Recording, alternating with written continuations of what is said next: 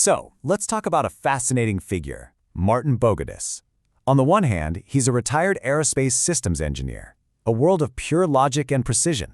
But on the other, he's a Masonic folk poet, a storyteller connecting ancient traditions to our modern world. How does one person even begin to bridge those two seemingly opposite identities? Well, let's dive in.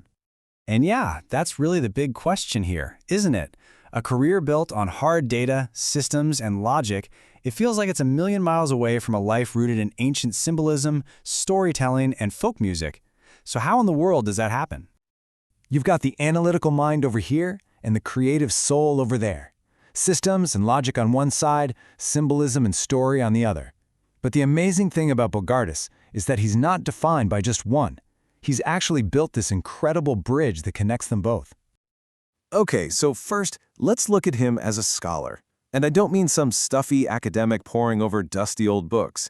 Bogardus has this incredible knack for finding Masonic history and ideas in the most unexpected places, like, in our favorite TV shows. This quote just nails his whole approach. He wrote this piece for The Square magazine, where he analyzes a character from the huge hit series Outlander. See, he's not just passively watching TV. He's showing us how these deep Masonic principles are actually woven into a huge, mainstream story. He makes these old ideas feel totally relevant right now. He uses this story to shine a light on a core Masonic value, the idea of building unity even when the world is completely divided. By showing how these two characters, who have every reason to hate each other because of their politics and religion, find common ground through Masonry, he makes a really complex historical idea feel, well, real and easy to grasp. But here's the thing. Bogardus isn't just a guy writing from the sidelines. No way. He is deeply involved in the day-to-day life and leadership of Freemasonry, bridging that world of big ideas with the world of real, hands-on action. And when you look at what he does, it's all over the map in the best way possible. He leads New Jersey's Lodge of Masonic Research, which is all about deep scholarship. At the same time, he's helping to shape the statewide conversation as an editor for their magazine. And then, in a perfect nod to his engineering background, he's also a craftsman. And this is where that aerospace engineer's mind for precision meets the soul of an artisan. Operative Masonry. It's a term that takes you right back to the origins of Freemasonry with actual stonemasons. For Bogardus, it means rolling up his sleeves and putting his skills to very practical, very real use for his fraternity. And you can literally see the results of this. He's not just writing about history, he is physically building and preserving it. Get this, he designed and built a beautiful new oak case for one lodge, and then he also took the time to carefully repair and bring an old, broken one back to life for another. It's the perfect example of creating the new while truly honoring the old. All right, now we get to what I think is the most fascinating part of his story, the poet and the musician.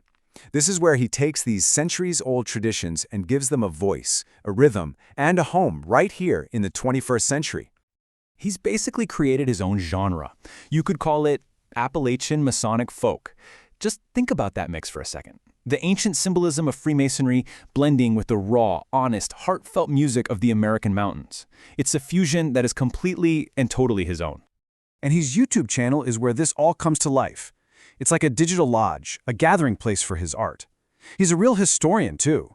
He did this groundbreaking research where he actually discovered the true origins of the classic 1905 song Brother Masons, tracing it back to an old magazine. He's also passionate about reviving the work of the great Scottish Masonic poet William Harvey, teaching classes and making videos about this storyteller for the ages, so a whole new generation can discover him. His poetry, it's like taking a tour through the entire Masonic experience. He captures that sense of mystery and awe you feel at initiation with poems like I Heard 3 Knocks on the Temple Door. He dives into morality with powerful stories like The Devil and the Mason. And of course, he celebrates those deep bonds of brotherhood, including that really special connection between a father and a son. So when you step back and look at everything this man does, what's it all really about? What's the legacy here? I think it all comes down to one powerful, simple idea: connection. He is the bridge. He connects the logical, analytical world of engineering with the symbolic, creative world of poetry.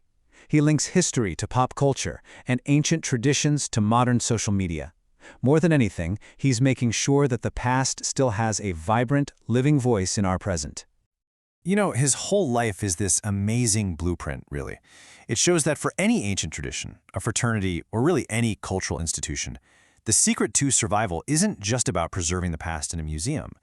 It's about finding creative, authentic, and powerful ways to translate it for the world we actually live in today. And that kind of leaves us with one last big thought. Martin Bogardus gives us his answer, through scholarship, through craftsmanship, and through art. But his incredible story asks a much larger question for all of us. In a world that is constantly changing, how do we make sure the wisdom of the past finds its voice in our future?